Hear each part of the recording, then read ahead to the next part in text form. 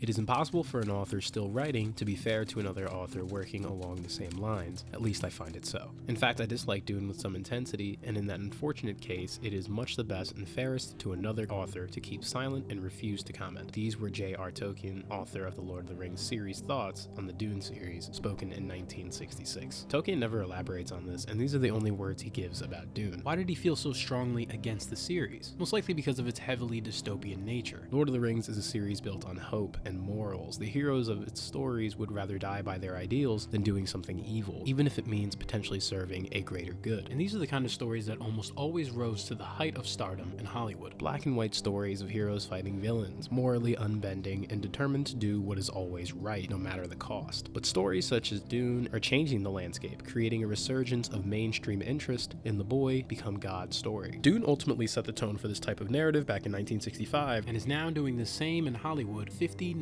years later. Its influence can be felt in all manners of popular stories: Game of Thrones, Akira, which actually served as one of Villeneuve's inspirations for his adaptation of Dune, and more recently, Attack on Titan, a boy gifted with the greatest power to see all of time linearly, and making the realization that in order to prevail in their world, they cannot possibly be the hero of their story. They follow the reverse arc of the typical protagonist. They begin their journeys where the hero of a more traditional story ends. Righteous, motivated, courageous, and within these stories is a turning point when they unlock the full capability of their power, where it all changes. And in an instant, they see the futility of their current path and the crushing reality of their situations, and thus a new path is forged, often one filled with pain, misery, and brutality, and the protagonist returns emotionally isolated, cold, and calculated. The audience, like the supporting cast, doesn't know what's going through the protagonist's mind until the end, and how could they? To see the truth of everything on a scope beyond human comprehension, a truth that destroys the spirit and leaves no room for hope, and they know this, that they are the only ones capable of bearing this burden. Across these three stories, we've seen this character explored in very different ways, reaching different outcomes. For the sake of this discussion, I'll just be referring to the films and television series, and not the books, as they are an entirely different discussion, starting with Bran, the three-eyed raven from Game of Thrones. Bran begins as a small boy, an irrelevant piece in a colossal chessboard, and by the end of his journey, he holds the key to all, a mystic omniscience that sees him on the throne. Though the way this is explored is rather flawed. There is little build up to this transformation, and there's such little time spent with the character as a whole that it ultimately falls flat. And not to say he should be the focus at all times, part of what makes these types of characters so compelling is their mystique. We don't spend that much time with these characters after their transformation, but the few scenes with them hold significant weight. Every moment, every word that comes out of their mouth is part of an unknown plan, and they demand your attention. For Bran, this mostly involves staring stoically in his chair, or flexing his power by making his sister relive her worst trauma. Seriously, what a dick. And then he just sat on the throne, after saying he wouldn't for the entire series. And that's also part of these characters' stories. They never want this power, this responsibility, but they've been given it without choice. Part of their journey or descent is acceptance, of realizing life is completely unfair and that they must bear this cross whether they like it or not. But you see that happen. Time is dedicated to showing this change in the character, not in Game of Thrones. Bran just says at the very last possible minute, yeah, I'll be king, and that's about it. His change is not detailed or explained in the slightest. He's an entirely different character, then he wins. It's what the show is built on, after all, these left field surprises that catch you off guard, but it's one of the many that led Game of Thrones down a disastrous path in its final season. The unexpected does not work if it is not written well. Bran was entirely too absent from the overarching narrative to fit into the story's end, and that's a problem Attack on Titan refines in its very own narrative. It begins with the most generic of protagonists, a young, hot-headed teen determined to crush his enemies. He is brave with a fierce loyalty to his friends and family, and the burning desire to protect. But from the beginning of the series, the show plants its seeds. He's filled with a murderous rage, killing without hesitation at the young age of 8, and that's before he even went through any trauma. As the show progresses, he continues down this path, being loud, obnoxious, the type to shoot first and ask questions later. But he adapts, learns to be part of a team, and for the most part, it looks as though he will become the shonen protagonist we all expect him to be, until he's not. The moment everything is revealed, a change no one else besides the ones who bore the curse before him will ever understand, and in this moment, a terrifying change takes shape. Gone is the loud, obnoxious teen. He learned how to quiet his rage and use it as a terrifying weapon, and for the series' final arc, we are desperately trying to understand what is going through his mind. What has he seen, and how will he use it for the greater good? He is revered by many, people who blindly call him a god and commit acts of pure barbarism in his name. But Attack on Titan introduces a wrinkle to the story, one we haven't seen since Akira. What happens when the ultimate power goes to the wrong person? The person who uses the power to do evil for a greater evil. It's a profound point in Attack on Titan when you don't fully see explored until its finale, when all of the mystique leaves Eren and what we're left with is that same hot-headed psychopathic child whose life was filled with nothing but pain and sorrow and was given the ultimate power. And he doesn't use it to save people, he uses it for revenge, to kill as much as he can, to create complete and utter desolation without real purpose. He wasn't stripped of his emotions, he was acting upon them the entire time. It's terrifying, disgusting, and sad all at once. And while you're horrified with his actions, you understand them to an extent, because you've seen his life from the beginning, a life filled with nothing but darkness, seeing the absolute worst of what humanity has to offer from the beginning of time. The power of God was given to a dim-witted, angry little boy, and instead of light, all he saw was darkness.